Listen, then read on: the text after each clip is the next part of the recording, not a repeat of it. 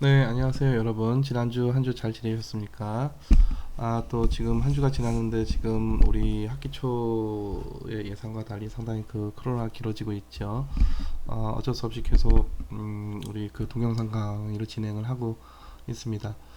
자, 하여튼 그 빨리 교실에서 강의실에서 여러분들 볼 수 있는 날이 빨리 오기를 바라면서, 자, 그래도 우리는 그 수업을 해야 되니까 아무래도 동영상 강의 좀 지루하죠. 지루하더라도 어, 지금으로서는 뭐 지금 이렇게 수업을 하는 게 최선의 방책인 것 같습니다. 그래서 복습 잘 하시면서 잘 공부를 하시기 바라고요. 자, 세 번째 장 챕터 3고 우리가 2장에서 재무제표 그리고 손익계산서를 공부를 했고, 여기 3장에서 우리가 그 현금 흐름표라고 하는 것이 또 새로 다루게 되는 재무제표로 등장을 하게 되겠습니다. 자, 그래서 지금 이 재무제표를 하나 더 추가를 하고 이 3장에서 이 재무제표들로부터 우리가 현금 흐름표를 도출을 해내고, 이 현금 흐름표를 도출해냄으로써 이 기업의 실제 그 현금 흐름이 어떻게 이루어지고 있는가를 또 파악을 하는 그런 작업이 되겠고요. 근데 문제는 지금 그 이렇게 현금 흐름표까지 또 다 작성을 한다 하더라도 이것이 물론 그 재무제표에서 우리가 대차대조표나 손익계산서를 갖고 기업의 완전한 현금 흐름을 파악할 수가 없다. 특히 무엇보다도 그 당기순이익 이 이익이다라고 해서 현금이 들어왔고, 또 당기순이익이 손실이다라고 해서 현금이 나갔다. 꼭 이렇게 보기는 어렵겠고, 이 그런 문제들 때문에 우리가 현금 흐름표를 작성을 하게 되는 것이고, 보다 기업의 그 현금의 유입과 유출에 보다 가까이 가는 그런 작업을 하게 되겠습니다. 자, 그래서 현금 흐름표가 도출은 되는데, 또 그렇다고 해서 이게 또 완벽하게 기업의 어떤 실질적인 본질적인 그런 어떤 현금을 완벽하게 포착한다, 또 그렇게 볼 수는 없겠고요. 하지만 대차대조표나 손익계산서를 보는 것보다는 훨씬 더 낫다, 그렇게 보시면 되겠습니다. 자, 뭐 재무제표의와 기능에 대해서 한번 그 여러분들 쭉 읽어보시면 뭐 되는 얘기들인데, 결국은 이제 회계학에서도 결국 이런 여러 가지 재무제표를 작성을 하는 거고, 그러니까 대차대조표, 손익계산서, 또 현금흐름표, 뭐 이거 외에도 또 기타 여러 가지, 뭐 예를 들자면은 이익, 잉여금 처분 계산서라든가 뭐 이런 여러 가지 그 재무제표들이 나오게 되는데요. 그래서 회계학에서도 이게 회계학이라는 것이 또 하나의 어떤 학문이고, 그래서 보다 어떤 경작적 본질에 가깝게 어떻게 장부를 작성할 것인가를 심각하게, 그리고 거의 뭐 수백 년간 고민을 해온 그런 그 학문이 바로 이 어카운팅, 그 회계학이라 볼 수가 있겠습니다. 자, 그럼에도 불구하고 우리가 그 이 회계 장부에서 등장을 하는 그런 비용 또는 손익과 어떤 실질적인 또는 그 어떤 본질적인, 다시 말해서 어떤 경제 주체의 의사 결정에 결정적인 영향을 미치는 그런 개념, 우리가 경제적이라고 표현했어요. 그래서 이 경제적인 비용이나 어떤 손익, 이거를 완벽하게 포착하지는 못한다라는 것이고, 자, 그렇다면 예를 들자면 우리가 경제적 비용, 여기 그 제가 써놨는데, 자, 기회비용. 자, 요거 아마 여러분들 경제학에서 처음에 들을 때, 이건 이제 굉장히, 이게 굉장히 중요한 개념이고, 여러분들 이거 굉장히 그 사실, 어, 그 굉장히 잘 이해를 해야 되는데, 이게 좀 그, 이 책에 좀 설명이 잘 안 되어 있거나, 또 여러분들이 좀 더 깊이 있게 생각을 안 하게 되면은, 요 기회비용이라고 하는 것을 사실 잘 이해하기가 좀 쉽지가 않은 그런 개념일 수도 있고요. 또 하나는 이 기회비용에 대해서 그 공부를 했다 하더라도 좀 상당히 그 잘못 알고 있는 그 인식이나 개념 중에 하나가 뭐냐면은, 이거는 상당히 그 추상적인 개념에 불과하다. 그래서 우리 어떤 경제 활동상의 어떤 그 실질하고는 그런 거리가 멀다, 이런 그 잘못된 생각을 하거든요. 그래서 오히려 경제 활동상에 더 중요한 그런 비용은 회계 장부상에 나타나는 그런 비용이 어떤 실질적인 비용이다, 뭐 이렇게 좀 그 잘못 생각할 수가 있겠는데, 지금 누차 얘기했듯이 회계 장부가 경제적 실질이라고 하는 것을 완벽하게 포착을 못하기 때문에 못하기 때문에 그런 노력을 하고 있음에도 불구하고 그래서 계속 회계 기준도 바뀌어가고 있는 것이죠. 자, 그럼에도 불구하고 여전히 그 완벽하게 그 포착할 수가 없다. 그렇다면 도대체 무엇을 포착을 해야 되느냐? 바로 이제 경제적 비용이라고 하는 건 경제적 비용이 다른 말로 뭐 딴 거 아니고 그냥 기회비용 얘기하는 거예요. opportunity cost. 자, 그럼 기회비용이라고 하는 것이 도대체 이게 왜 이 추상적인 개념이 아니고 어떤 경제적인 실질적인 개념이냐? 자, 예를 들자면은 이런 거죠. 자, 우리가 비용이라고 하면은 자꾸 그 현금 기준으로 현금이 나가면 비용이고 현금이 안 나가면은 비용이 아니다. 뭐 이런 생각들을 종종 그 많이 하게 되고 또 실제로 뭐 그런 식으로 얘기하는 사람들 꽤나 있어요. 자, 근데 이게 현금이 나가는 것도 이게 과연 비용이냐를 따져봐야 되는 문제고요. 자, 지난 시간에 얘기했듯이 내가 기계를 사느라고 10억 지출했다. 이건 비용이 아니다라고 했습니다. 근데 기계를 내가 사용을 하면서 기계 사용료가 발생이 돼. 이건 비용이에요. 그게 바로 기회비용이고 그 기계가 내 기계든 남한테 빌려온 기계든 마찬가지가 되겠습니다. 그래서 내가 기계를 사느라고 들어간 돈 이게 비용이 아니라 기계를 사용하는 데 따라서 거기서 기회비용이 발생을 하게 되는 것이고요. 자, 조금 그 알기 쉬운 예로 자, 그래서 한마디로 말하면은 그 현금이 나가면은 비용이다.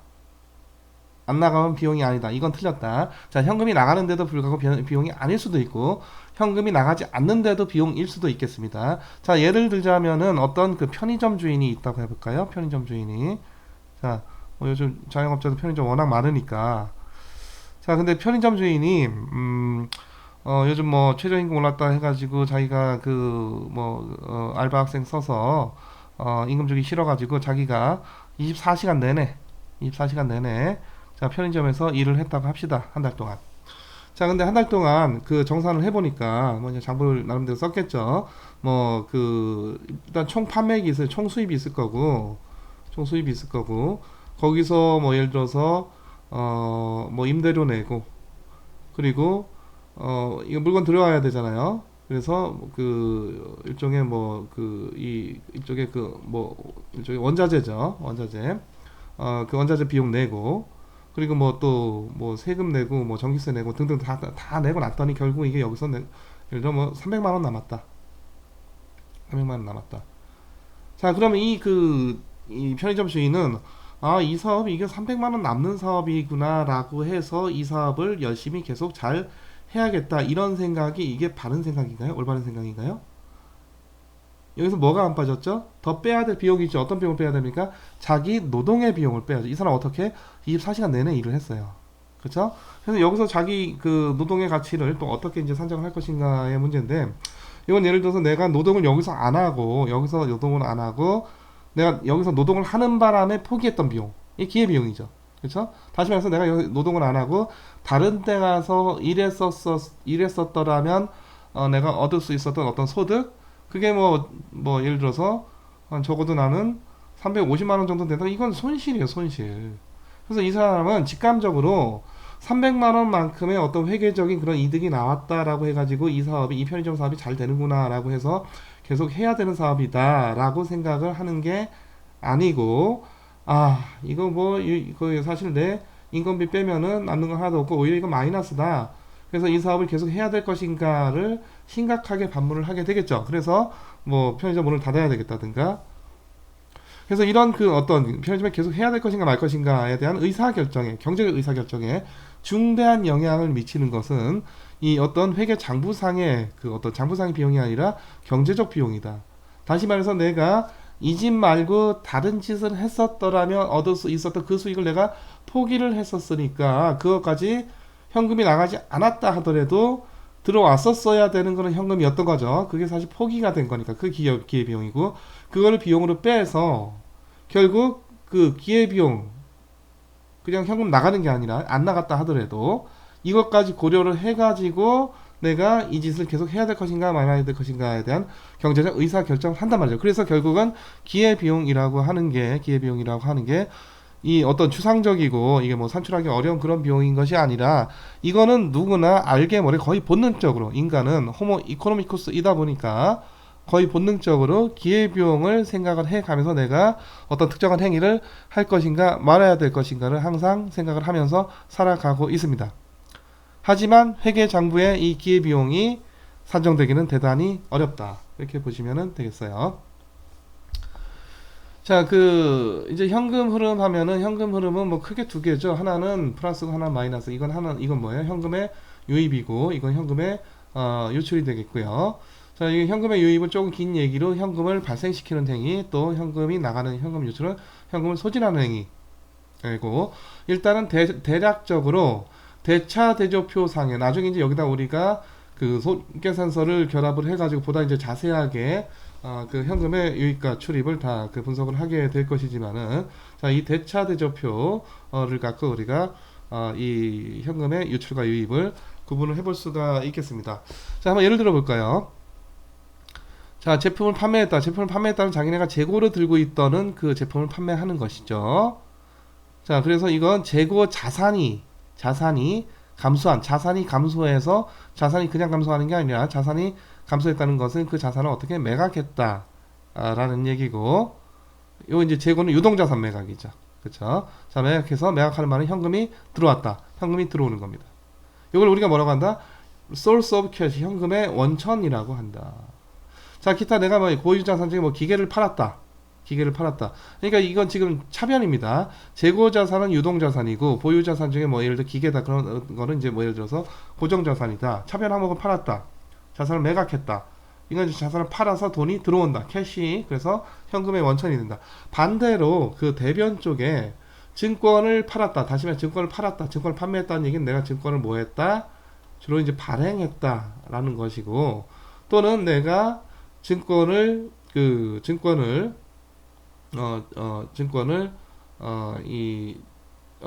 자산 형태로 들고 있다가 또 파는 그런 경우도 있겠습니다. 뭐 하여튼 그런 경우든 뭐 발행하는 경우든지 간에, 자, 하여튼 이 경우는 증권 판매하는 바람에 발행하는 바람에 돈이 들어오게 되는 것이죠. 그래서 현금이 발생하는 현금의 원천이 되어 있고요.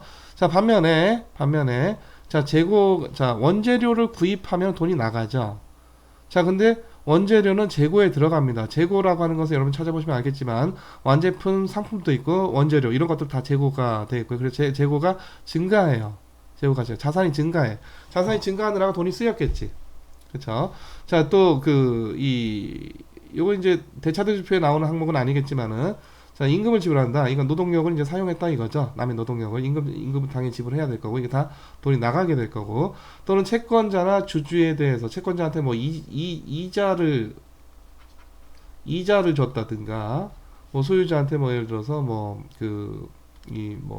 배당을 줬다든가, 자, 뭐 이런 것들, 이런 것들이 이제 현금이 소진되는, 유출되는 그런 그 행위들이 되어 있고, 이런 것들은 현금의 사용, use of cash 또는 우리가 applications of cash 이렇게 부르게 되겠습니다.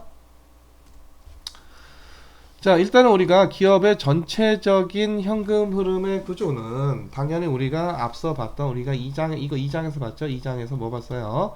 현금 흐름 방정식 뭡니까?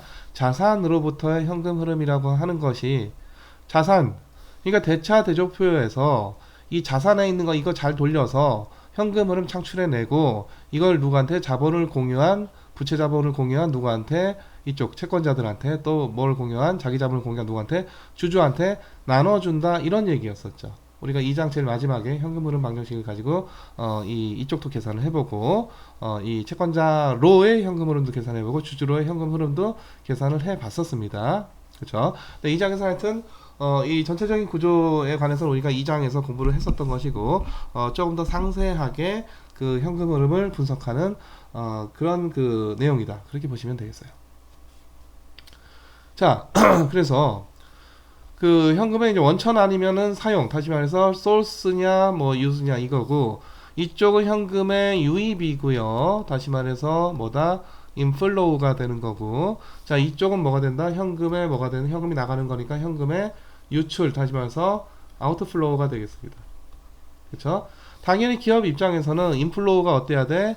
많아야 되고 아웃플로우가 최대한 적어야 이런 어떤 관계가 성립이 돼야 기업이 정상적으로 잘 경영이 되고 있다 이렇게 되는 것이죠.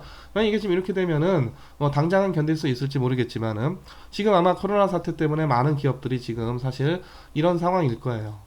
상당히 다시 말해서 기본적으로 이제 나가는 현금은 많이 있고 지금 물건이 팔려야 되는데 워낙 이제 소비 자체가 지금 완전히 코로나 사태로 경제 활동이 완전히 중단된 그런 상태이다 보니까 현금의 인플로우는 거의 제로에 가깝고 계속 기본적으로 나가는 그 어떤 뭐 인건비라든가 이거 다 포함해서 나가는 그 현금 유출은 있게 되고 굉장히 모든 기업들이 뭐 굉장히 위급한 상태죠. 뭐 우리나라 대기업, 중소기업, 벤처기업 다 마찬가지고 또 전 세계적으로 뭐 심지어 미국의 보잉사까지도 지금 파산 위기라고 하는 그럴 정도니까 상당히 어마어마하게 우리가 1933년도에 대공황이 있었었는데 그 인류의 경험상 뭐 그거 이후로 뭐 최악의 그런 이 경제 공황까지 이 코로나가 유발을 하게 되지 않나 굉장히 그래서 우려가 크죠. 자, 자산이 자 그러니까 이제 그 여기서는 여러분들 대차 대조표 생각하셔가지고 지금 우리 일단 여기서는 대차 대조표 항목을 갖고 우리가 현금의 유출과 유입을 다루고 있습니다. 자 일단 우리가 지금 대차 대조표의 차변에서 이쪽 여기 제일 위에 있는 게 현금이잖아요. 그렇죠? 자, 이 현금 말고 요 나머지 자산들이 어떤 항목이라도 늘어났다는 얘기는 그 자산을 매입했다는 얘기입니다, 사실. 물론 이제 뭐 그 이제 일부는 유동 자산이고 일부는 고정 자산이 되겠지만은 자, 유동 자산이든 고정 자산이든지 간에 그게 늘어났다는 얘기는 그 자산이 들어오고 대신 현금이 나갔다, 자산을 매입했다는 얘기죠. 자산이 증가한 건 현금 유출입니다. 예를 들어 고정자산이 증가했다. 이거 우리가 인베스트먼트, 투자라고 하죠. 투자를 하게 되면은 고정자산 증가하고 현금은 유출되죠. 당연히. 뭐 공장기계 설비 짓느라고 뭐 예를 들어서 1조 원 투자했다. 공장기계 설비만큼의 공장기계 설비 1조 원어치만큼의 공장기계 설비가 자산이 증가하게 되겠지만 캐시는 1조 원만큼 나가게 되겠죠. 그렇죠? 그래서 이쪽 대차 대조표의 차변 항목이 증가한다는 것은 현금이 나간다는 얘기고 반대로요. 자, 이게 자산이 감소한다. 자, 이게 반대 행위가 되겠는데 이 고정자산이 증가한다는 인베스트먼트고 자산이 감소한다는 그 반대 행위인 다이베스트먼트가 되겠습니다. 물론 전에 노차에 얘기했듯이 투자의 비가역성, 인베스트먼트의 irreversible 때문에 인베스트먼트하고 다이베스트먼트가 원활하게 왔다 갔다 할 수가 없어요. 다이베스트먼트를 하려면은 자기가 갖고 있는 자산을 시장에다 뭐 해야 된다? 매각해야 됩니다. 그래서 보통 우리가 자산 양수도 계약이라고 있는데 자산 양도 하는 측이 돼서 자기가 갖고 있는 자산을 매각을 하게 되는 거죠. 자산을 매각을 하게 되면 현금은 들어오지만 자산은 어떻게 된다? 줄어들게 됩니다. 그렇죠? 자, 그게 뭐 기본적으로 제가 지금 고정자산 갖고 얘기를 했지만 유동자산도 같은 논리로 여러분들이 생각을 하시면은 그 문제가 없겠어요. 물론 이제 유동자산을 이게 본질적인 투자는 아니죠. 그래서 유동자산이 늘어나는 거를 일단은 넓은 의미의 투자로 보자. 요게 이제 나중에 우리가 10장에서 다시 또 좀 나오게 되는 그런 얘기가 되겠는데 기본적으로 우리가 투자하면은 고정자산을 늘리는 행위가 인베스트먼트 투자고 유동자산이 늘어나는 거는 유동자산이 늘어났다 줄었다 하는 것이기 때문에 이건 뭐 사실 또 유동자산은 말 그대로 쉽게 유동화가 가능한 그러니까 투자의 비가역성이 없는 거죠. 없는 거. 그래서 본질적인 투자는 이거지만 전 넓은 의미의 투자로 본다면은 자산이 늘어났다는 인베스트먼트고 그 현금이 나갔다는 거고 이 자산이 유동자산이든 고정자산이든 줄었다는 거는 다이베스트먼트 또는 다이베스티처 또는 회수. 사실 이거는 자산을 매각했다는 거고 이건 현금이 들어오게 되는 겁니다. 그래서 이쪽 차변 항목에서 자산이 증가했다는 여러분들이 바로 그건 현금을 어떻게 한 거다? 나간 거다. 현금의 사용이다. use of cash이다. 그리고 반대로 자산 항목이 감소했다. 자, 이거 일종의 그 자산을 이제 판매 매각하게 되는 거니까 이거는 그 현금의 뭐다? 현금이 들어온 거다. source of cash이다. 기계적으로 좀 익숙해질 필요가 있겠습니다. 자, 이제는 대변이 되겠는데요. 자, 이 대변인데 위쪽은 부채고 저 밑에는 자기 자본이죠. 자, 부채가 감소했다는 거는 그 얘기는 부채를 현금으로 뭐 했다? 갚았다는 얘기지.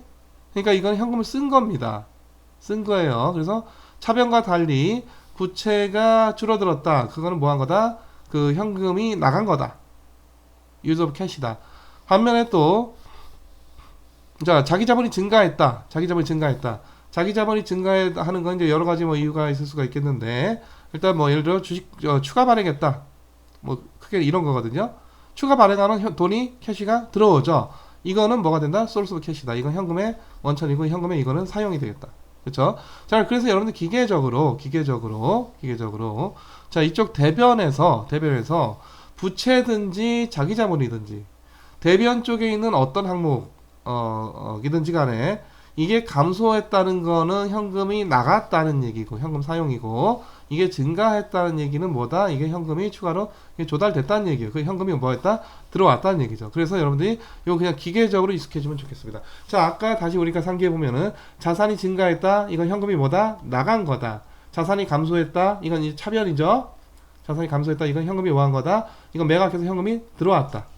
이건 여러분들이 자, 이게 왜 증가하면 이게 플러스 마이너스냐, 또 왜 감소하면 플러스 마이너스냐, 이게 그 개념을 좀 이해할 필요도 있겠지만은, 일단은 차변 쪽에서는 이렇고 대변 쪽에서는 이렇다라고 하는 것을 기계적으로 알아놓으시면 좋겠습니다. 자, 그래서 다시 우리 현금의 원천 정리하자면은 결국은 자산 항목 차변 쪽에서는 감소하면은 현금의 원천이 되고요. 또는 이쪽 대변 부채가 되든지 자기 자본이든지 간에 이쪽이 반대로 뭐가 되면 증가가 되면 그게 뭐가 된다? 현금의 뭐가 된다? 원천이 된다. 그쵸? 반대로 현금의 사용 어떻습니까? 현금의 사용, 이건 캐시가 뭐야? 자, 위에 건 캐시가 인플로우고 이건 뭐다? 캐시가 아웃플로우다. 자, 이거는 자산 항목이 무슨 항목? 물론 자산 중에 현금 빼고 현금이 늘어났더니 현금의 유입이다. 이거 말이 안 되는 얘기죠. 그쵸? 그러니까 현금 빼고 현금을 제외한 유동자산이든지 고도형자산이든지 간에 어떤 항목이든지 뭐 그게 공장이든 기계든 어떤 뭐 재고든 뭐든지 간에 자산 쪽에 있는 어떤 항목이 차변 쪽에 있는 어떤 항목이라도 증가를 했다. 이거는 뭐다? 현금의 사용이다. 증가하는 말 현금이 나간 거죠. 자, 반대로 자, 현금의 사용은 다른 경로를 통해서 어떻게 부채 또는 자기 자본이 뭐 했다? 감소했다. 이거 예를 들자면 부채를 이제 상환한 거죠. 부채 같은 경우에는 상환해서 현금이 어떻게 된다? 나가게 된다. 자, 이것도 여러분들이 자, 뭐 이렇게도 정리해보고 이렇게도 정리해보고, 자, 그래서 지금 보다시피 대차 대조표만을 갖고 어느 정도 현금 흐름에 대한 분석이 더 가능하다. 하지만 우리가 이제 뒤에서 여기다 뭐까지 IS까지 결합을 해가지고 여기서 이걸 결합을 해서 뭐를 이른바 이제 현금 흐름표를 작성을 하게 될 겁니다. 자, 그 이전에 이거 한번 볼까요? 자, 이건 2010년도의 대차 대조표고, 요거는 대차 대조표죠. 자산의 각 항목들, 부채와 자기 자본의 각 항목들. 보니까 유동자산의 현금, 이건 이제 가장 최고 유동성이고, 자, 외상 매출금, 재고, 요게 이제 요거 포함해서 다 유동자산이죠. 다 현금까지 현금까지 포함해서. 자, 그리고 이제 고정자산이고, 그러니까 이거 자산 항목 다 대표적인 거 나와 있는 거고, 물론 이제 중소기업이든 대기업이든지 간에 장부 제대로 작성하면 이거는 이제 훨씬 더 세부적인 복잡하게 작성이 되겠지만은, 자, 우리는 지금 회계학 공부하는 게 아니고 기업재무 공부하는 거니까 앞서 얘기했듯이 중요한 사항들, 우리가 기업재무를 위해서 중요한 사항들, 이 회계 재무제표 쪽에서 중요한 사항들 위주로 공부를 한다라고 했습니다. 자, 이 고정자산 여러 가지 뭐 기계도 있고 설비도 있고, 자, 그래서 고정자산이 있고요. 자, 부채 자기자본도 당연히 유동성이 높은 거, 유동부채가 어느 쪽에? 위쪽으로, 그리고 장기부채가 아래쪽으로, 또 그 부채보다는 후순위가 되는 뭐가 자기자본은 더 아래쪽에 있게 되겠고, 자, 보다시피 자, 2010년도에 자산은 부채 플러스 자기자본을 어떻다? 같고, 2011년도에도 자산은 부채 플러스 자기자본을 같다. 자, 근데 요거는 2010년도의 대차대조표고 요거 2011년도의 대차대조표니까 이렇게 시간에 따라서 1년 만에 변화가 된 것이죠. 그 변화분을 이게 늘어났냐 줄어들었냐를 이 세 번째 칼럼, 세 번째 칼럼이 아니죠. 하여튼 마지막 칼럼에다가 다 쓴 겁니다. 다 쓴 거예요. 그러니까 당연히 총 자산의 증가분하고 당연히 부채 자기자본 증가분이 당연히 어때야 돼? 당연히 같아야 되겠죠. 자, 요거 이제 우리가 자꾸 앞뒤로 왔다 갔다 하면서 요거 갖고 이제 계산을 하게 될 텐데요. 자, 봅시다. 자, 이 그 럭키 주식회사라고 했죠? 럭키 주식회사. 지금 예시로 든. 자, 그래서 자, 이 예를 들어 유동자산이나 고정자산이 증가했다. 앞서 보면 뭘까요? 자, 지금 현금 빼고 현금은 전체적으로 하여튼 이 14달러만큼 증가. 물론 여기 단위가 100만 달러죠. 편의상 그냥 14달러라고 할게요. 자, 지금 유동자산 증가했다, 재고 증가했다, 또 게다가 뭐 했다? 고정자산이 어떻게 했다? 증가했다. 그러니까 지금 여기 플러스 23달러, 플러스 29달러, 플러스 149달러 이거 다 뭐다? 자산이 증가하는 바람에 캐시는 뭐가 된 거다? 다 나간 거다.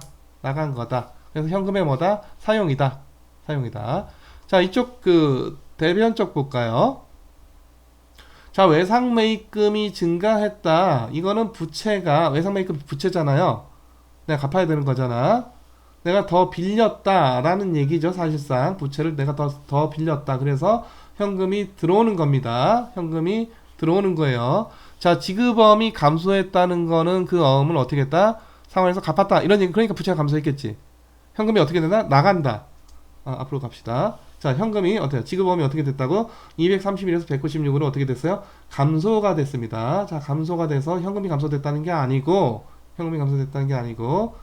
자, 지금 이거, 그, 지급어음이 감소를 했기 때문에, 이거는 지급어음을, 자기가 갚아야 될 걸 갚았다. 그래서 현금에 대해서 뭐다? 마이너스다. 현금의 아웃플로우다. 다음에 현금의 사용이다. 뭐 하여튼 다, 각 항목마다 이게, 현금에 대해서 이게 플러스인지, 예, 죄송합니다. 이건 예, 마이너스죠. 이거는 또는 현금에 대해서 이게 플러스인지 또는 마이너스 이런 것들을 우리가 그 각 항목마다 현금 빼고 다 따져볼 수가 있단 말이죠. 그리고 나서 이걸 다 합산해 버리면은 뭐랑 같을까요?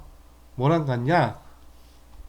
미안합니다. 자, 현금의 변화 84에서 98로 변한 플러스 14달러만큼 현금의 변화 이거랑 다 같게 되겠습니다. 다시 말해서 자, 이 나머지 현금이 아닌 자산의 각 항목 또 부채에 있는 모든 항목 또 자기 자본에 있는 모든 항목들에 따른 현금의 유입과 현금의 유출 이거를 다 합산하면은 결국은 뭐가 될 거다?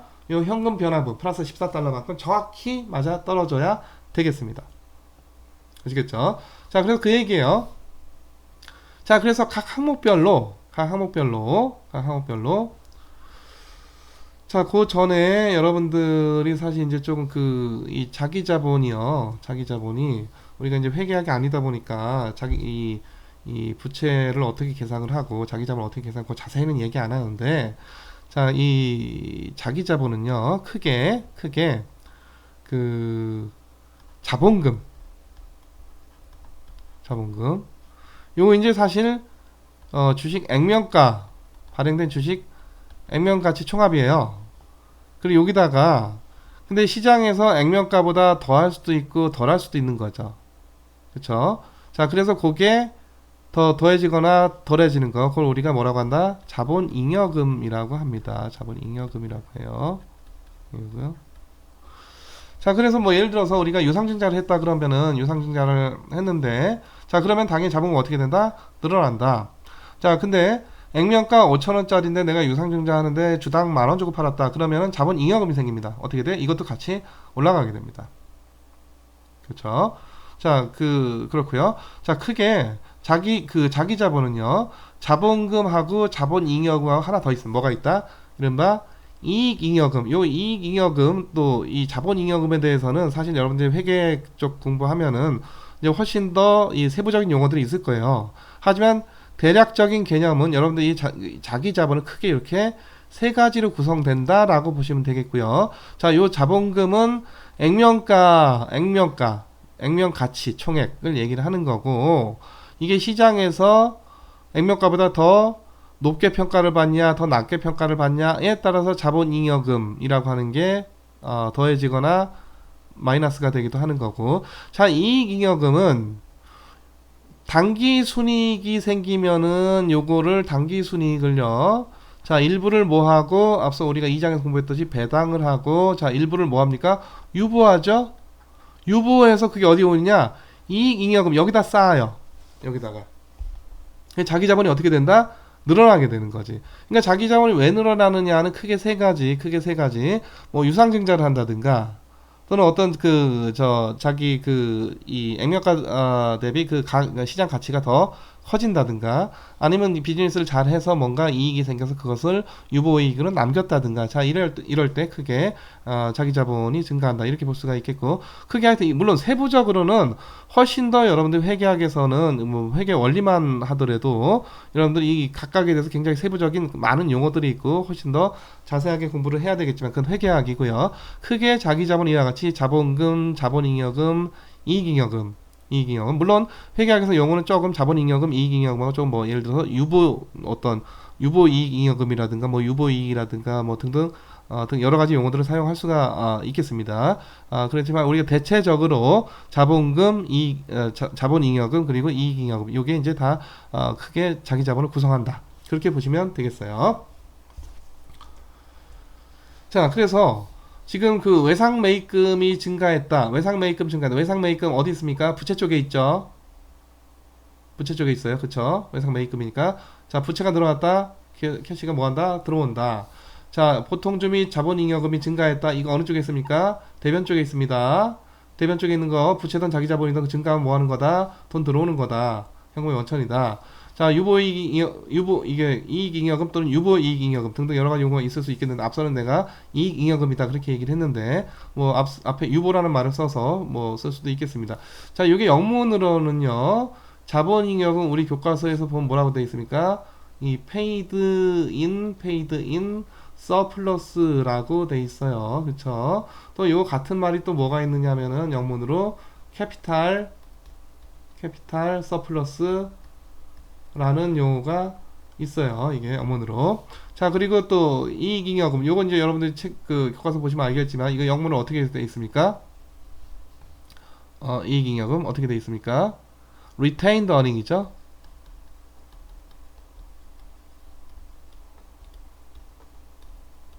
이거 쓰기에 좀 쉽지가 않습니다. 미안합니다. 자, retained earning이죠. 자, 그래서요. 자, 그 보통주 및 자본잉여금, 사실 이제 좀 분리하는 게 좋겠는데, 아까 내가 보통주 이제 이게 일종의 자본금이 되는 거고, 자본잉여금, 이익잉여금 이렇게 분리를 하면 좋겠는데, 지금 요 예시에서는 보통주하고 이익잉여금 이거 합쳐놔서, 자, 증가했다. 어쨌든 대변적 증가했다. 플러스 캐시플로우다. 그쵸? 자, 그리고 이익잉여금, 자기 자본 내서 보니까 이익잉여금이 증가했다. 이것도 뭐다? 자, 플러스 캐시플로우다. 그래서 전체 총 현금의 원천, 현금 들어오는 거는, 인플로우는 얼마다? 324달러다. 물론 이제 100만 달러입니다. 지금 이거는. 자, 현금 사용, 외상, 이거 이제 위에는 원천으로 몰았고, 아래는 현금의 사용으로 모른 거죠. 자, 외상 매출금이 증가했다. 이거 유동자산 증가죠. 현금 나갑니다. 재고가 증가했다. 유동자산 증가죠. 현금 나가요. 지급엄, 이거 부채 쪽이네. 그쵸? 지급엄이 감소했다. 뭐했다? 부채 갚았다는 얘기죠? 현금 나갑니다. 장기부채가 감소했다. 장기부채 왜 감소했죠? 한번 볼까요? 장기부채가 이 표에서, 지금 이 표에서 2012년도 2011년까지 장기부채, 자, 531에서 457 얼마만큼? 74만큼 감소했네요. 자, 장기부채가 어떻게 했다?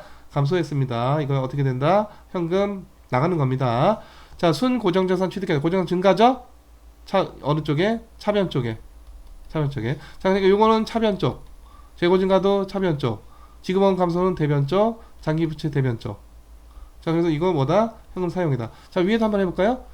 외상 매입금 증가, 대변입니까 차변입니까? 대변 쪽이죠. 보통주 및 자본잉여금 증가, 이것도 자기 자본 대변 쪽이고, 이익잉여금 증가, 이것도 자기 자본 대변 쪽이 되겠습니다. 자, 그래서 결국 현금의 사용은 310이 돼서 324하고 310하고 네팅하니까 얼마가 된다? 플러스 14가 돼서, 앞서 얘기했듯이 결국 이거 다 서메이션 합산하면은, 우리가 앞서 지금 현금의 유출과 유입, 현금의 사용과 원천에 대해서 현금 빼고 당연히 계산했고, 자, 그 결과가 현금 늘어난 증가분하고 정확히 어떻게 된다? 일치돼야 된다라고 하는 것을 보실 수가 있겠습니다. 자, 이제는 지금까지는 우리가 대차 대조표만을 갖고 현금으로 분석을 한 거고, 이게 사실은 대차 대조표하고 손익계산서가 별도가 아니고, 이게 뭐 이거 메비우스의 띠는 아니지만은 이게 사실 뒤엉켜 있는 겁니다. 사실 이게. 자, 근데 우리가 여기서 어떻게 적절히 이 현금 흐름을 적절히 풀어내야 되는 거죠.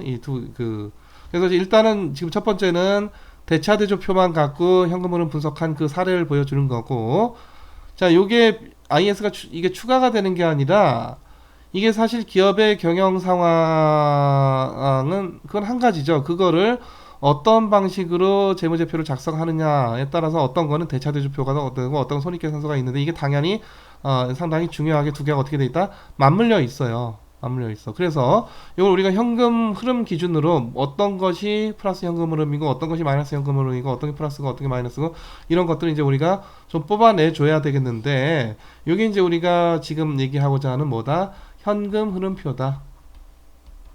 현금 흐름표다. 영어로 뭐다? Statement of Cash Flow. 현금 흐름표가 되겠습니다. 그래서 대차 대조표, 손익계산서, 그 다음으로 중요한 게 뭐다? 현금 흐름표라고 하는 재무제표가 되겠고, 그거 외에도 뭐 두세 개 정도 더 중요한 재무제표가 있을 수가 있겠고요. 요건 어떤 재무제표가 있는지는 여러분들이 한번 전에도 얘기했죠. 다트 시스템. 저 금융감독의 다트 시스템 들어가면은 이런 재무제표를 다 공시하도록 되어 있으니까, 여러분들 다트 시스템 한번 잘 살펴보시면은 어떤 재무제표들이 기업들이 그 외관 기업들이 그 공시를 했는가를 보실 수가 있겠습니다. 자, 그래서 지금부터 하고자 하는 거는, 자, 손익계산서까지 활용을 해서 더욱 좀 더 세부적으로 현금 거래를 이제 추적을 해보자, 그런 거고, 이게 손익계산서가 들어와서 앞서 봤던 우리가 현금을 그래서 플러스 14인데, 이게 손익계산서에 또 현금 들락날락 하는 게 있으니까, 이게 뭐 이게 또 뭐 예를 들어서 더 더해져서 이게 달라지지 않아서, 결국 여기서도 손익계산서를 결국 여기다 결합을 해서 우리가 현금 흐름표를 만들어도 결국은 궁극적으로 현금의 증가는 뭐 어떻게 플러스 14랑 정확히 일치를 해야 되겠습니다. 그 얘기는 이 대차대조표하고 손익계산서가 별도가 아니라 이거에다 이거 뭐 추가되는 게 아니라 이게 적절히 다 뒤엉켜 있다는 얘기고요. 자, 그 와중에서 이걸 우리가 적절히 이 현금 흐름들을 한 가닥씩 풀어내는 그런 작업이다, 이렇게 보시면은 되겠습니다. 자, 그래서 여러분 이 럭키 주식회사의 2011년도 손익계산서를 보겠습니다. 앞서 우리가 2010년도하고 2011년도의 그 대차대조표는 봤고요. 자, 이제 손익계산서까지 같이 결합해서 현금 흐름을 이제 뽑아내겠다는 것인데, 자, 앞서 우리가 2장에서 봤던 그 손익계산서하고 뭐 숫자는 다르지만은 전반적으로는 이제 구조는 비슷하죠. 자, 매출액이 2311, 매출 원가, 일종의 뭐 생산 원가가 되겠는데 1344, 여기에 이제 사실 뭐 원자재 샀던 비용이라든가 또는 뭐 원자재, 중간재, 부자재, 그리고 또 어떤 임금 중과라든가 뭐 다 이런 것들은 이제 그 생산 원가, 매출 원가에 포함이 되는 것이고요.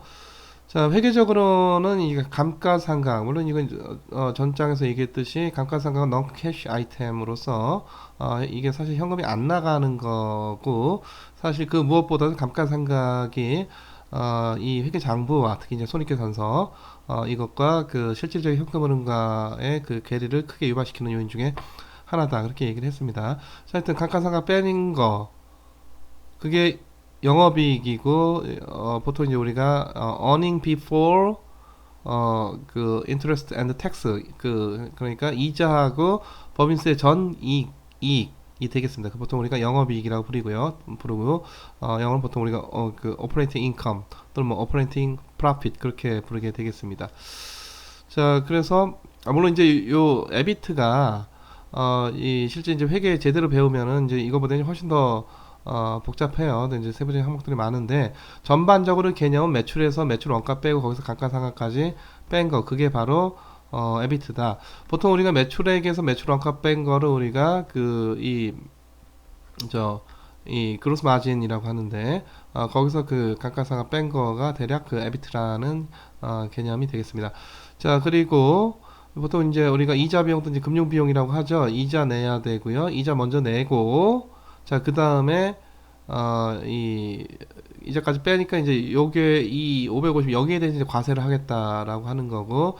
자, 하여튼 그 세율이 정하는 거에 따라 물론 이제 그 앞서 우리가 이 장에서 공부했던 한계 세율 계산한 방식에 따라서 세금 계산해 보니까 평균 세율은 이제 34%가 나와가지고 187달러만큼 이제 세금 내니까 자, 여기서도 이제 뒤에 다시 얘기하기 앞서도 우리가 얘기했지만은 자, 지금 그 주주는 이제 제일 나중에 가져가는 거란 말이에요, 그쵸? 이 레지듀얼 클레이머. 그래서 주주 입장에서는 이제 주주는 이제 배당을 받는 건데 이 회사도 자기 거잖아요, 그쵸? 그래서 그 회사 차원에서 한번 세금이 떼이고 자기가 배당 받을 때도 또 소득세를 한번 떼이기 때문에 이른바 이중과세 문제가 생기는 거고. 자, 그 채권자는 이 법인세 내기 전에 먼저 이자를 내기 때문에 그런 이중과세 문제가 없겠습니다. 그죠? 자, 그래서 일단 손익계산서에서 이자 내고 그 세금 내고 하니까 순이익이 남고. 자, 여기 이제 다 누구의 몫이다? 주주의 몫이고, 주주죠. 주주한테 직접적으로 배당했다. 얼마만큼? 121만큼. 그리고 사내에다가 유보했다. 유보이익, 요게 어디로 가서 쌓이게 된다? 지금 여기에 자기 자본이 축적이 되는 겁니다. 아까 얘기했던 어떤 형태로? 이익잉여금 형태로. 이익잉여금 형태로. 그렇죠? 자, 그래서 이게 이런 것만 봐도 결국 이 IS하고 BS가 완전 별도가 아니고 적당히 얽혀져 있는 것이죠. 자, 그래서 지금 우리가 그 대차대조표와 이 손익계산서를 갖고 자, 현금 흐름을 좀 더 세부적으로 분석을 해 보도록 하겠습니다. 자, 그게 바로 현금 흐름표가 되겠고요. 자, 그래서 뭐 중요한 재무제표고 이 현금의 소스와 그 애플리케이션 유즈에 대한 어떤 또 다른 방식의 요약이기도 하고, 또 한편으로는 뭐 지금 누차 얘기했듯이 대차대조표하고 손익계산서를 결합을 해서 크게 영업활동, 투자활동, 재무활동으로 구분을 해가지고 각 항목별로 현금의 유출입을 파악하는 그런 방식이 바로 이 Statement of Cash Flows, 이게 되겠어요. 현금 흐름표가 되겠어요. 그래서 자, 현금의 유출입을 일으키는 이 기업의 행위 여러 가지가 있겠는데, 기업은 뭐 그냥 뭐 생산하고 판매하고 그거 아니야? 그거는 영업활동이에요.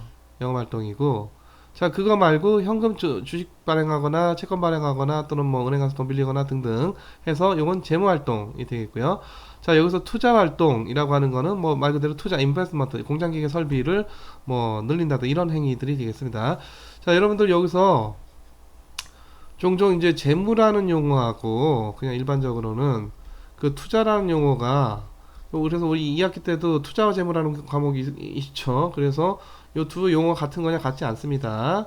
자, 기업에서 재무활동이라고 하는 거는 이 자본을 어떻게 조달을 할 것인가, 또 어떻게 이 상환을 할 것인가, 그런 문제가 되겠고요. 그러니까 이자 상환하는 거죠. 자, 투자활동은 그렇게 조달된 자본으로 내가 공장을 지을 것인가, 기계를 살 것인가, 이런 의사결정들이 되겠고. 자, 그렇게 구비된 공장기계 설비를 갖고 내가 노동을 결합을 시켜서 이 자본에다가 노동을 결합을 시켜서 어떤 우리가 생산을 하고 생산된 생산물을 내가 판매를 하겠다. 요건 뭐가 된다? 오퍼레이팅 액티비티, 영업활동이 되겠습니다. 그래서 크게는 요 기업의 그 행위 자체를 요 세 가지로 구분할 수가 있어요. 하나는 오퍼레이팅 액티비티, 하나는 파이낸셜 액티비티, 하나는 인베스트먼트 액티비티. 중요한 것은 여러분들이 여기서 재무하고 투자 같은 말 아니다. 이게 특히 이제 기업의 입장에서 재무활동이라는 거하고 투자활동은 다 다르다는 거고요. 자, 또 하나는 우리가 이 장에서 그 CFFA를 계산을 할 때 여기 이제 중요한 파지티브 항목이 뭐가 있습니까? 영업현금 흐름을 계산을 했죠. 그렇죠? 영업현금 흐름을 어떻게 계산했습니까?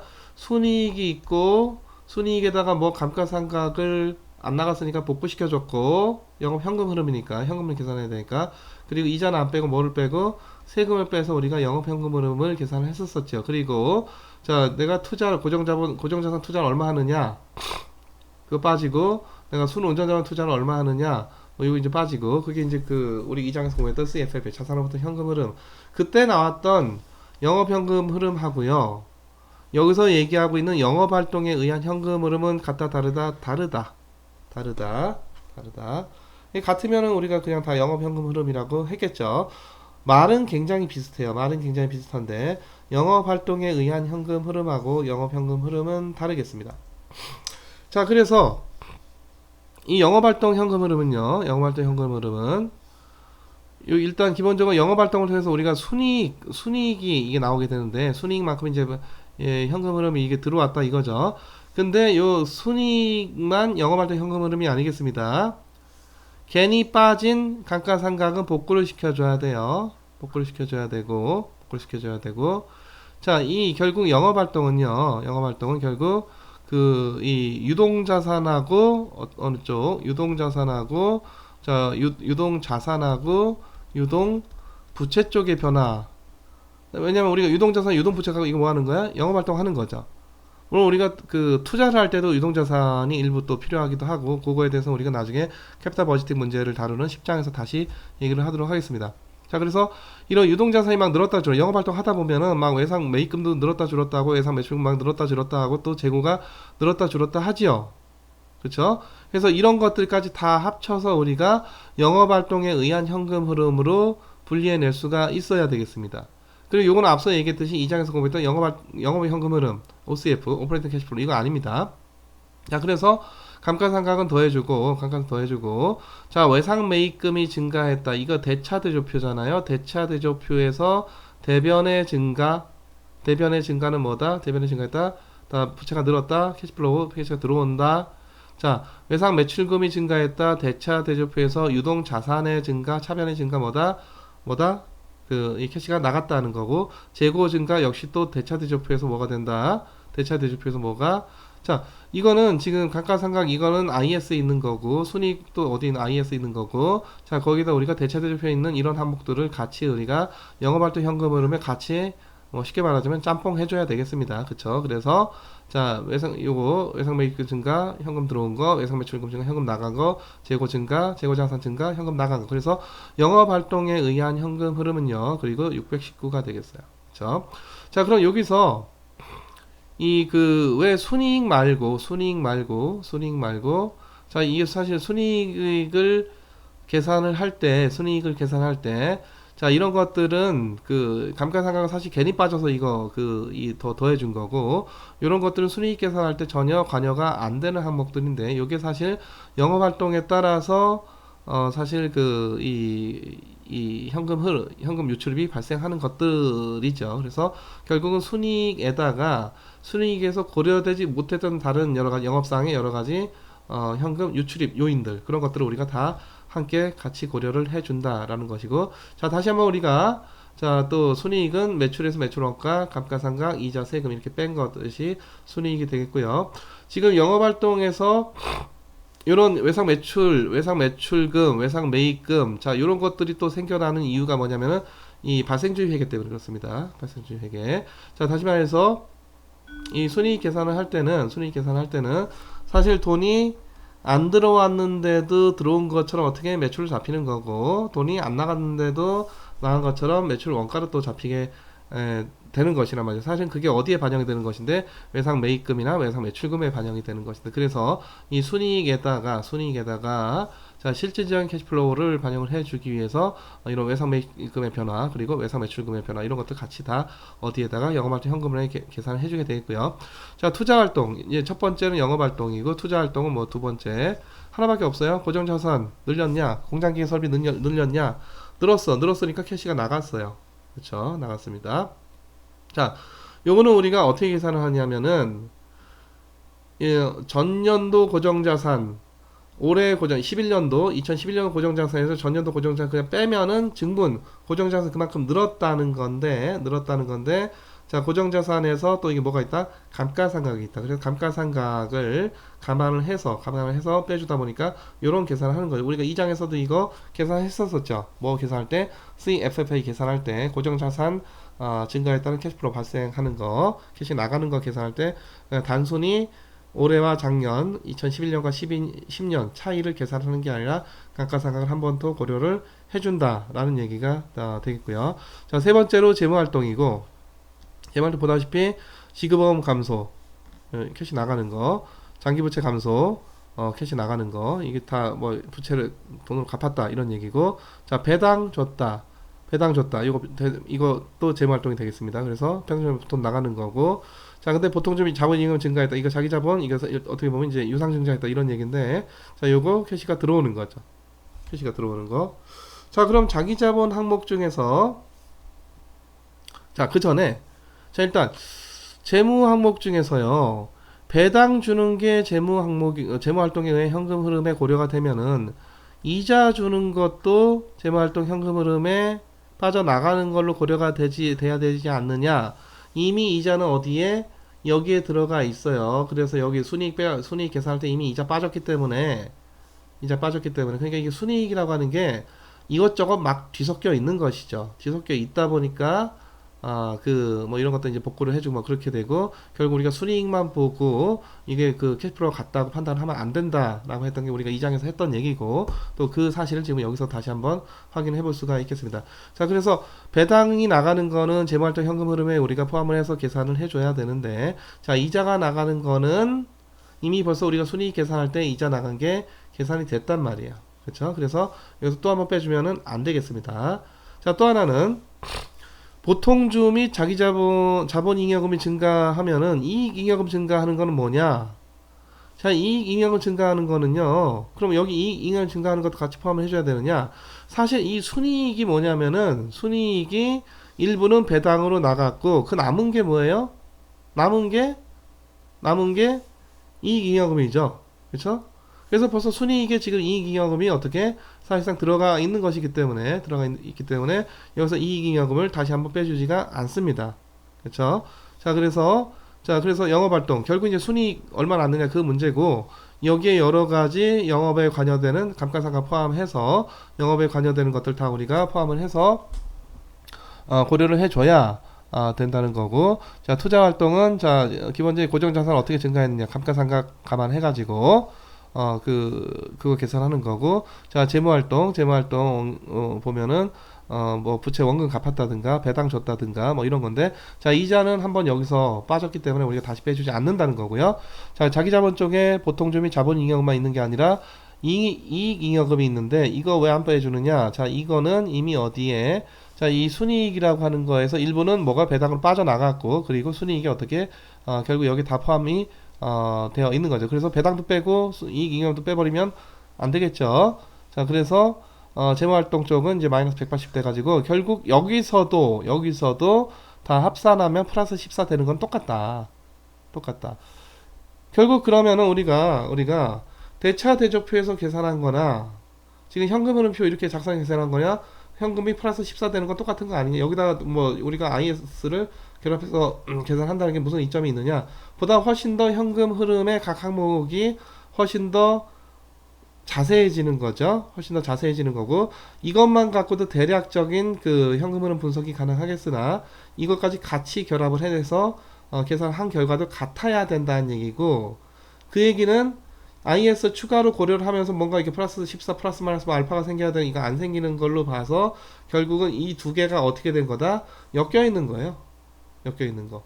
그래서 그림을 풀자면은 이게 막 뒤섞여 있는 거를 이리 빼내고 저리 빼내고, 그러니까 대차 대조표하고 손익계산서하고 사실 이게 적절히 막 그 실타래처럼 엮여 있는 거를 결국은 이 현금 흐름표에서 이 항목대로 이건 뭐 플러스, 이 항목대로 이건 마이너스, 뭐 플러스 이런 식으로 이제 뽑아내는 거고, 크게는 영업활동, 크게는 또 하나는 이제 투자활동, 하나는 재무활동, 이렇게 사실 그 현금 흐름표로 뽑아내는 것이죠. 자, 그래서 요거를 현금의 원천과 현금의 사용에 대해서 앞에 있던 이 항목들 다시 리어레인지, 다시 재배치해서, 자, 현금의 원천 중에서 영업활동, 재무활동, 투자활동, 또 현금의 사용 중에서 영업활동, 재무활동, 투자활동 이렇게 다 다시 그 재배치를 해주면은 결국은 뭐 하여튼 앞서 우리가 봤던 이 플러스 14하고 똑같은 결론에 당연히 또 이르게 되겠고요. 그래서 여기서 우리가 결국은 대차대표로도 플러스 14고 이것까지 같이 결합해서도 플러스 14니까 이게 결국 뭐 추가적으로 뭐 또 다른 정보인 것이 아니라 이 두 개가 그냥 서로 별개가 아닌 채로 얽혀 있는 것이죠. 그래서 그 결국은 기업의 영업에 따른 그 어떤 재산 상황을 좀 더 이 중심을 두고 보느냐, 또는 그 어떤 그 영업에 따른 그런 상황을 좀 더 그 손실과 이익 기준으로 또 보겠느냐에 따라서 대차대조표냐 손익계산서냐 그 차이가 있는 것이지, 이게 두 개가 맞물려 있다, 완전히 맞물려 있는 거고, 실타래처럼 맞물려 있는 것은 사실 우리가 현금 흐름표를 통해서 이같이 현금흐름 보다 상세하게 이 추출을 해낸 그런 그 작업을 했다, 이렇게 보시면 되겠습니다. 자, 이제 그 재무제표의 표준화인데요. 이거 이제 뭐 쉬운 내용입니다.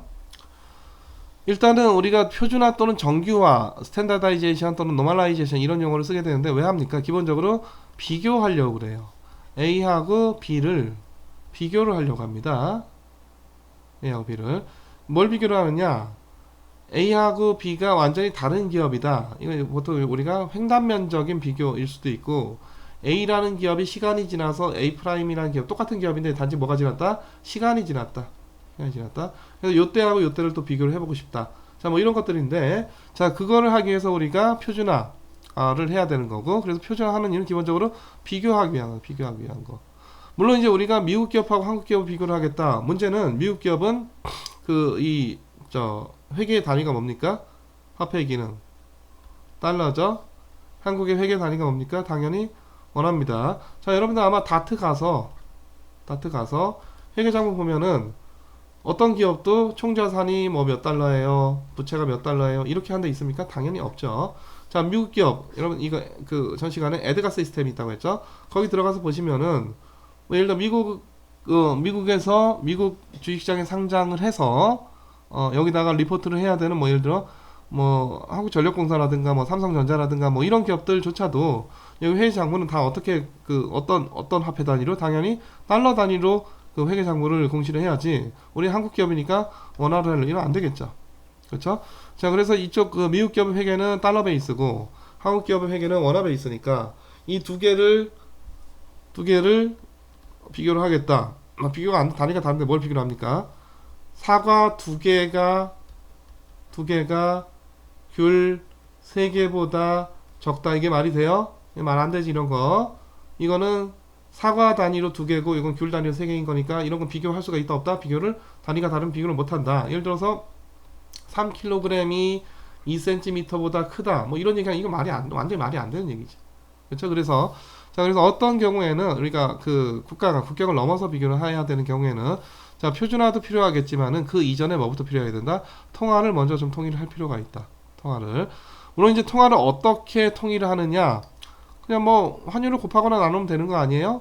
그렇게 간단한 문제는 아닙니다. 자, 환율은 시시각각으로 변화하기 때문에 어느 때 환율을 써야 되느냐, 이게 만만한 문제가 아니야. 그래서 우리가 국제 GDP라든가 국제적인 어떤 1인당 GDP 계산을 할 때 PPP 기준 이런 거 있죠. PPP 기준. 그러니까 지금 외환시장에서 형성된 또는 통화시장에서 형성된 환율 단순히 곱하거나 나누거나 해가지고 각 국가마다 달러로 계산되는 GDP가 나오는 게 아니에요. 그래서 우리가 이제 달러로 환산하는 여러 가지 방식이 있는데, 그 중에 이제 하나가 우리 국제금융론에서 나오는 이 구매력 평가설이라고 하는 PPP죠. 자, 하여튼 이 통화를 먼저 통일을 해야 되는 그런 사례도 있을 수가 있다. 자, 동일 기업도요. 서로 다른 시점인데 자, 2010년도에는 뭐 예를 들어 삼성전자 매출이 뭐 예를 들어 80조 원밖에 안 됐는데 뭐 지금 2020년도에 뭐 예를 들어서 이게 뭐 예를 들어서 300조 원이에요. 자, 그래서 뭐 얼마만큼 컸다 뭐 이렇게 비교를 하는 것도 의미가 있겠으나, 절대적인 수치를 갖고 이게 사실 뭐 크다 작다 비교를 하는 게 조금 좀 타당하지 않는 그런 측면도 상당히 있겠습니다. 그래서 우리가 재무제표를 좀 표준화할 필요가 있다 라는 거고요. 그래서 표준화를 통해서 하나의 기업이 시간에 따라서 변화하는 그런 경우에도 이 각 재무적 정보를 좀 더 우리가 늘었냐 줄었냐 하는 거 쉽게 비교가 가능하고, 또 서로 다른, 어떤 건 대기업인데 어떤 거는 중소기업이야. 근데 여기는 당기순이익이 뭐 예를 들어서 10조가 났어. 여기는 당기순이익 1억이 났어요. 당연히 훨씬 크죠. 이거 비교하는 게 무슨 의미가 있겠습니까? 이거를 물론 이거 비교하는 것도, 그래서 비교하니까 이게 대기업이고 이게 중소기업이다 이런 얘기를 하는 거지만은 이런 비교가 안 된다가 아니라 별로 의미가 없다. 그래서 자 이런 경우에도 이쪽 재무제표를 표준화하고 이쪽 재무제표를 표준화해서 비교를 하는 것이 훨씬 더 의미가 있겠다. 그런 얘기가 되겠습니다. 자, 그래서 대차대조표를 표준화한다 라는 거고 손익계산서를 표준화하는데 일단 표준화하기 위해서 전부 다 모든 항목을 뭘로 총자산으로 어떻게 한다? 다 나눈다. 그래서 결국은 각각의 그 항목들이 총자산 대비 몇 프로다. 이렇게 나오는 게 그 대차대조표를 어떻게 표준화하는 거고요. 그래서 앞서 예를 들어가 보면은 대기업이 10조가 났지만 총자산 중에서 이건 뭐 예를 들어서 1%밖에 안 된다. 근데 뭐 이 중소기업은 그 단기순이익 절대 금액 자체는 1억밖에 안 되지만은 뭐 예를 들어서 이 기업의 총 자산이 뭐 예를 들어서 뭐 10억밖에 안 된다. 그럼 여기서는 무려 얼마? 10%가 나는 것이죠. 그래서 훨씬 더 그 이 총자산 대비 그 이 단기순이익 그 창출 능력이 중소기업이 더 좋다. 뭐 이런 비교가 가능한 거지.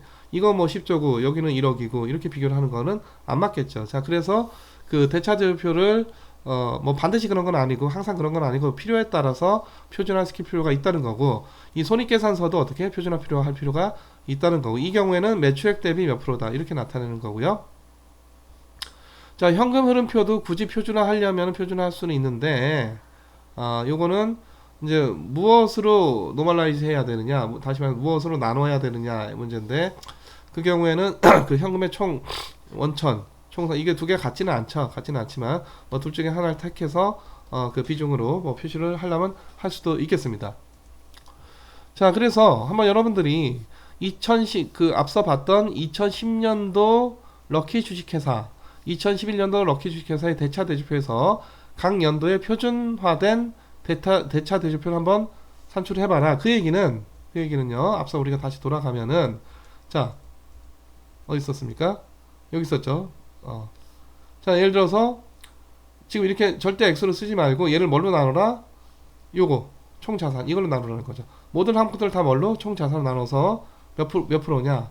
자, 총자산하고 이쪽 이게 대변차가 같은 거니까 이쪽도 다 뭘로? 3373으로 이것도 3373으로 이것도 다 3373으로 다 나눠서 표준화시켜라. 자, 2011년도에는 뭘로? 3588 이걸로 나눠야 되는 거죠. 이것도 각 항목들 전부 다 어떻게 총자산으로 총자산 대비 몇 프로냐로 나눈 거. 그럼 이제 요거와는 다른 수치를 갖는 그런 대차 대조표가 나오게 될 거고 요게 바로 2010년도와 2011년도의 럭키 주식회사의 표준화된 표준규모 대차 대조표다. 이렇게 볼 수가 있겠습니다. 자, 돌아와서 자, 그래서 지금 그 앞서 우리는 그 2010년도 하고요 2011년도를 그냥 절대적인 수치를 갖고 이게 변화했느냐 플러스냐 마이너스 이거 했던 건데 이걸 다 표준화 시켜서 총자산 대비 몇 프로 이때도 표준화 시켜서 총자산 대비 몇 프로 그래서 이게 이 비중으로 표준화된 그 규모로 플러스냐 마이너스 이거 다시 한번 우리가 계산해 볼 수가 있겠고 이제 퍼센트 포인트가 되겠죠.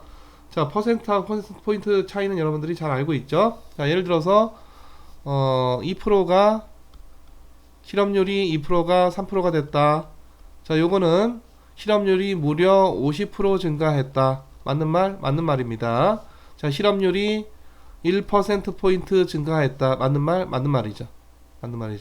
그래서 우리가 증감을 얘기를 할 때 퍼센트로 얘기할 때랑 퍼센트 포인트로 얘기할 때랑 어떤 차이가 있느냐 다시 한번 여러분들이 상기를 해 주시고 요것도 이거 아마 몇 년 전에 수능 문제 이거 문제 냈다가 이거 잘못 내가지고 전부 다 맞게 해줬던 기억이 있는데 이게 한 뭐 7, 8년 됐던 것 같아요.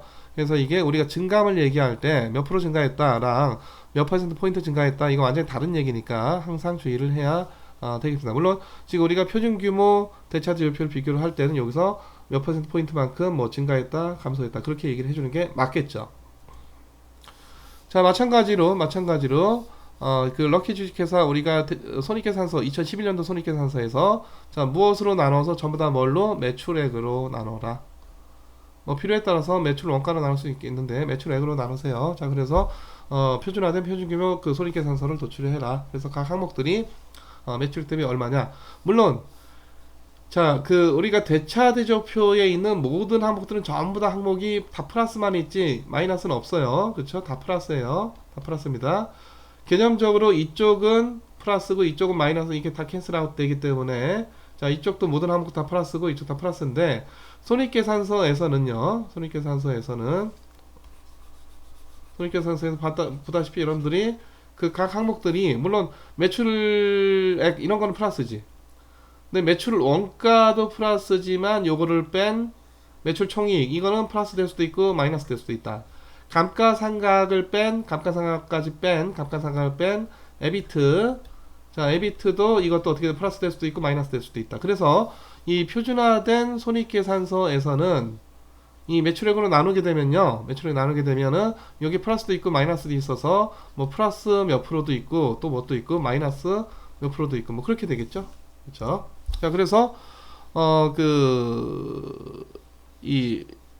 이자 같은 경우에는 계산을 해보니까 뭐 예를 들어서 0.61 이렇게 나오는 거예요. 이자 절대 금액을 어떻게 이자 납부한 거를 뭘로 매출로 나누니까 그 얘기는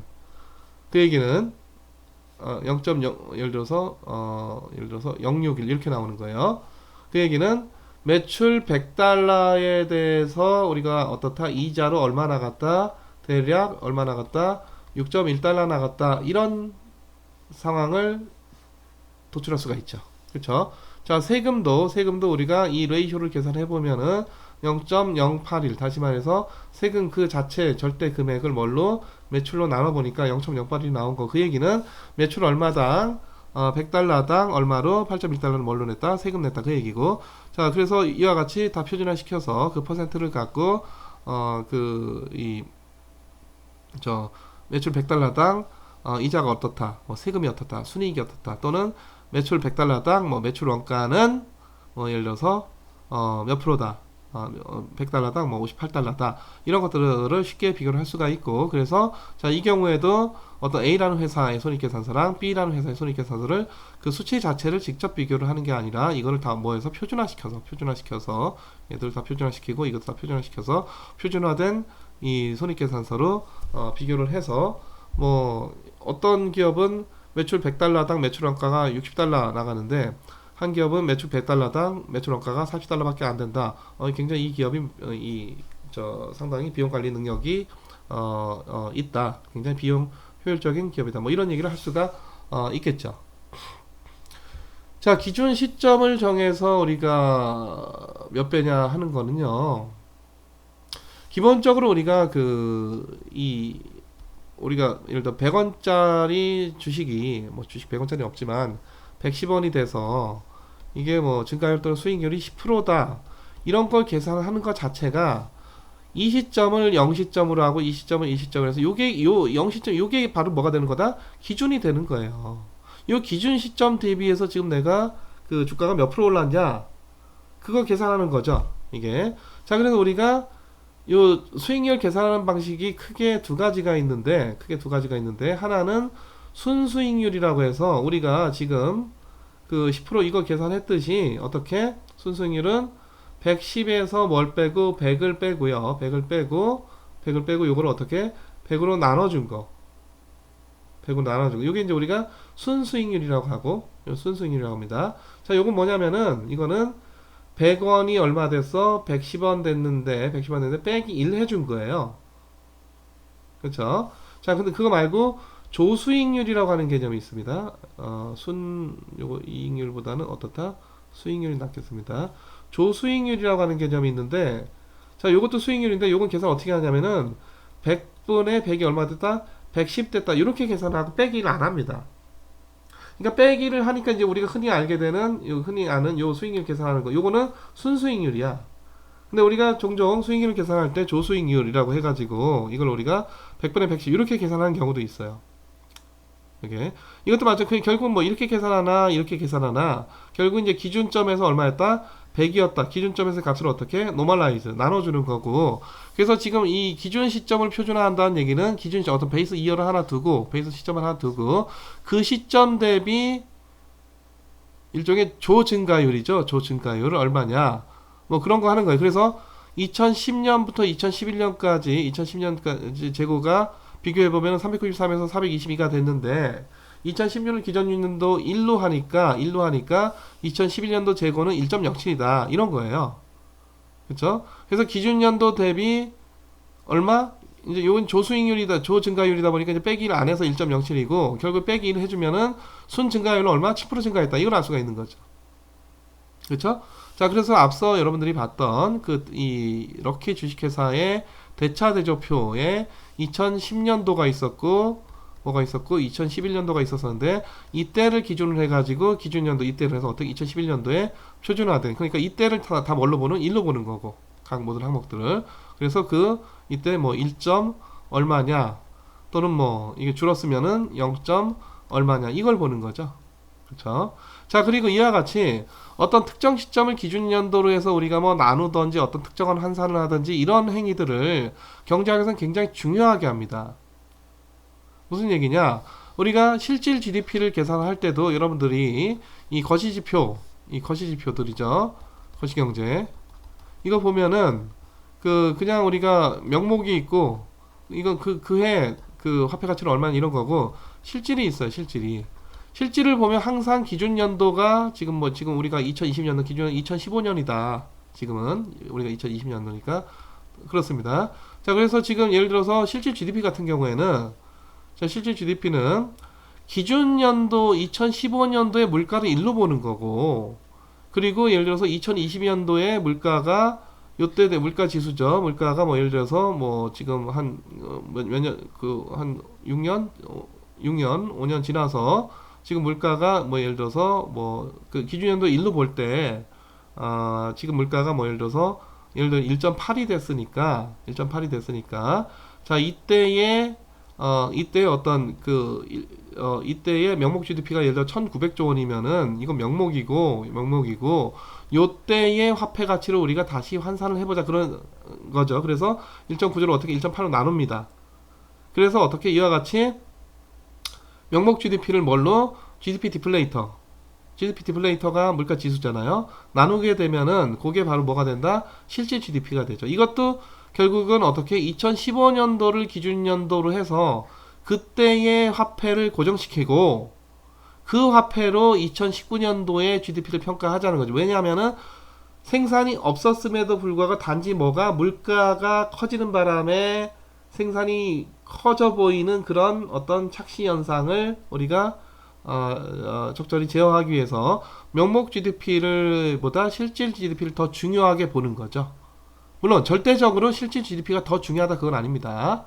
근데 우리가 상대적으로 실질 GDP가 더 중요하다고 보는 거고, 그래서 명목 GDP가 몇 프로가 증가했냐가 경제 성장률이 아니라 실질 GDP가 연간 몇 프로 증가했느냐, 요게 바로 경제 성장률이고요. 작년에는 우리가 2019년도 한국 경제가 한 2% 정도의 성장을 기록을 했고, 올해는 아마 요즘 IMF의 예상을 보면 한국 경제가 마이너스 1% 정도, 이게 뭡니까? 하락하다는 얘기고, 그래도 전 세계 OECD 국가, 미국 영국 다 포함한 그런 데보다는 더 나을 거라는 거예요. 다시 말해서 미국, 영국, 일본 이런 데는 마이너스 4%, 마이너스 5% 이런 것들도 가능하다는 얘기죠. 하여튼 지금 현재 이 국제기구는 IMF 예측이 그렇습니다. 자, 그리고 경제 성장률, 실질 GDP의 성장률, 실질 GDP가 몇 프로 증가했느냐. 그래서 우리가 실질 GDP도 결국은 기준연도 정하고 다시 한번 뭔가를 표준화시키고 정교화시키는 그런 환산하는 작업이다. 자, 이거는 표준 규모로도 한번 노멀라이즈를 하고요. 그 얘기는 대차대조표 같은 경우에는 일단 전부 다 뭘로 나눈다? 총 자산으로 한번 나누고 그렇게 표준화된 대차대조표가 어떻게 변화했느냐를 보기 위해서 표준 연도 어떤 기준점 연도를 두고 표준화시킨다 그 얘기죠. 그래서 규모로 표준화하는 거랑 연도로 표준화하는 거를 같이 하는 해야 되는 그런 필요도 가끔 가다가 생기겠습니다. 자, 그래서 이렇게 하면은 그냥 규모 자체가 성장해서, 예를 들어서 규모 자체가 성장해서 예를 들어서 어떤 기업이 2010년도에 예를 들어서 영업이익이 10조가 났다. EBIT가 10조가 났다. 근데 이제 시간이 흘러 이게 예를 들어서 30조가 됐다. 엄청나게 성장했다. 성장은 당연하죠. 정상적으로 성장하는 기업 성장합니다. 근데 이게 중요한 게 아니라 이때는 총자산이 뭐 예를 들어서 100조였었는데 이때는 총자산이 뭐 예를 들어서 총자산도 늘었다. 총자산이 느니까 당연히 이게 뭐 영업이익도 그 에비트도 같이 이렇게 늘어야 되는 거는 맞는 거죠. 그래서 10조가 30조 됐다고 그렇게 크게 놀라워할 일이 아니고, 자, 100조일 때, 총자산 100조일 때 10조만큼의 그 영업이익이 생겼고, 물론 요건 영업이익인데 이거 총자산을 나눈 거 안 맞고요. 뭐 예를 들어서 매출이라고 합시다. 매출 100조인데 영업이익이 뭐 10조다. 10조다. 근데 매출 이 규모가 커진다는 얘기는 총자산도 증가하지, 기본적으로 매출 규모 자체가 커진다는 얘기죠. 그래서 매출 규모가 뭐 예를 들어서 한 200조 됐다. 뭐 예를 들어서 200조 됐다. 그냥 규모가 커지니까 당연히 뭐 EBIT가 증가하는 거는 당연한 건데, 자, 근데 요때는 이게 10%고 요때는 뭐 얼마가 되고 이거 얼마가 돼요? 이게 뭐 계산해보면 알겠지만은, 그래서 이게 200분의 30이니까 이게 어떻게 됩니까? 200분의 30이니까 15%가 되나요? 15%. 자, 그래서 결국 이 규모가 증가하는, 규모 자체가 증가하는 그 효과를 통제하고 나서도 결국은 EBIT가 상당히 우리가 성장했다, 이런 결론을 얻을 수가 있는 거고, 뭐 예를 들어서 이게 뭐 계산해봤더니 뭐 예를 들어 이게 8%다. 그래서 그 영업이익이 증가했으나 매출액 대비 그 비중은 오히려 더 감소했다. 규모가 커지는 건 당연한 건데 규모 커지는 것만큼 영업이익이 같이 증가를 못했다라는 얘기가 되겠죠. 그래서 이와 같이 그 성장의 효과를 적절히 제거를 하는 그런 과정으로 이런 그 규모로 표준화하고 연도로 표준화하는 이런 작업이 필요할 때가 있겠습니다. 자, 이제 그 재무 비율, 이 레이쇼, 그냥 우리가 파이낸셜 레이쇼 또는 그냥 레이쇼 이렇게 얘기를 하는데요. 이거 여러분들이 아마 신문에서 종종 뭐 퍼라든가 또는 뭐 ROA 이거 많이 들어봤죠. 또는 뭐 우리가 ROE라든가 또는 뭐 EPS라든가 또는 마켓 투 북 레이쇼라든가 뭐 등등 이런 거 많이 들어봤을 겁니다. 이런 것들이 다 전부 다 뭐냐면은 재무 비율이고, 이 장에서 상당히 다양한, 그러니까 여러분들이 그 신문 지상에서 많이 봤던 또는 일상생활에서 뉴스에서 많이 들었던 이런 용어들 말고, 이런 재무 비율들 말고 이것들 포함해서 굉장히 다양한 재무 비율들을 여러분들이 공부를 하게 될 거고, 중요한 건 이거 다 외워야 됩니다. 제가 뭐 암기하는 거 그렇게 별로 좋아하는 건 아닌데, 적어도 근데 이 재무 비율 정도는 여러분들이 달달달 외워줘야 돼요. 그래서 이 장에서 나오는 굉장히 각양각색 한 뭐 20개 내지 30개 정도 되는데, 국문으로도 외우고 영문으로도 외우고, 그리고 어떻게 계산하는지도 여러분들이 다 외워줘야 되겠어요. 자, 그래서 재무 비율 이거 왜 하냐면은 이거 비교하려고, 이것도 비교하려고. 그래서 삼성전자하고 LG전자하고 ROE를 비교한다든가, 삼성전자와 LG전자 ROE를 비교한다든가, 현대차와 기아차의 무슨 펄을 비교한다든가, 뭐 현대차와 기아차의 뭐 예를 들어서 삼성전자와 SK 하이닉스 반도체죠, 마켓 본 레이쇼를 계산 뭐 비교를 한다든가, 뭐 이런 거 하려고. 그리고 또 시간에 따라서 어떤 한 기업의 ROA가 좀 좋아지는지 또 ROE가 좀 좋아지는지 뭐 이런 것들을 하려고. 그래서 이 재무 비율들이 일단, 그래서 이게 사실 재무 비율은 뭐분의 뭐가 되는 거죠. 말 그대로 재무 비율인 거니까. 그래서 A에도 어떤 항목이 있고 B에도 어떤 항목이 있는데, 요 비율 자체가 상당히 의미 있는 지표가, 물론 절대적인 의미를 갖는 건 아니지만 어떤 그 기업의 좀 잘 하고 있는지 그 비즈니스 상황의 일면을 상당히 좀 포착을 할 수 있는 그런 여러 가지 재무 비율들, 그런 것들을 이제 공부를 하게 될 거고요. 그래서 굉장히 유용한데, 상당히 많은 뭐 20, 30개 되는 재무 비율들 중에서 또는 이거 외에 또 우리가 뭐 추가로 개발할 수 있는 또 여러 가지 재무 비율들. 그러니까 우리 책에는 예를 들어서 return on asset 이거는 나오고 return on equity 이런 건 나와요. 그러니까 총 자산 대비 순이익률, 총 자기자본 대비 순이익 이런 거 나오는데, 이런 거 말고 또 실무에서는 ROIC라고 해가지고 그 Return on Injected Capital 이래서 그 이른바 투하 자산 대비 수익률 뭐 이런 것도 씁니다. 이건 우리 지금 이건 책에 안 나오고, 그래서 사실 책에 나오는 재무지표는 물론이고 뭐 이거 외에도 굉장히 여러 가지 재무지표들을 여러분들이 좀 알 필요가 있겠는데요. 자, 하여튼 이거 다 총망라해서 근데 뭐가 제일 중요하냐? 절대적으로 유용한 그런 재무 비율을 얻겠습니다. 왜냐하면은 각각의 지표들이 포착하는 양상들이 다 달라요. 그래서 우리가 어떤 단기적인 건전성 볼 때는 이런 지표, 장기적인 건전성 볼 때는 이런 지표, 그리고 어떤 시장 가치를 볼 때는 또 뭐 이런 지표, 수익성 지표를 볼 때는 이런 지표, 또는 뭐 자산 사용의 효율성 지표를 볼 때는 이런 지표, 다 각각의 재무 비율들이 다 다르고, 그 어느 것이 더 중요하다라고 볼 수가 없고, 다 중요하죠. 다 중요해서 이거 볼 때는 이게 필요하고 이거 볼 때는 이게 필요하고 해서 이 각각의 재무제표가 어디에 쓰이는 것들인가 하는 것도 이 장에서 공부를 하게 되겠습니다.